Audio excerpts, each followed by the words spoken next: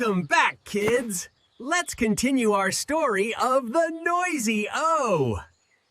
Although the letter A agreed to make a team with the letter O, it soon realized that O is so noisy. Whenever the letter O says its long sound, it shouts, which bothers the letter A, and it always thought of running away. However, it couldn't run away because it was in the middle of the words. There was always some other letter standing after it to block its way. He is so loud. I want to run away. But the next letter is stopping my way. But kids, do you know what happened one day? Someone wrote slow with O-A, and the letter A ran away. Slow! Slow!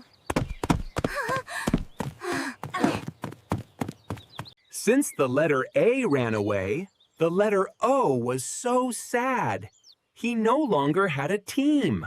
And this was the time when Daring W offered to make a team with O. He said, Don't be sad, O.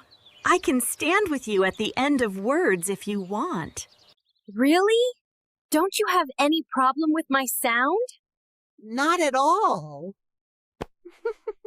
Since that day, if someone wants to write the long O sound at the end of English words, they write it with O-W. like in, flow, snow, throw, and pillow. Easy peasy? If you get this rule, try taking dictation in your spelling storybook. Please write, a yellow cloak. A slow toad floats.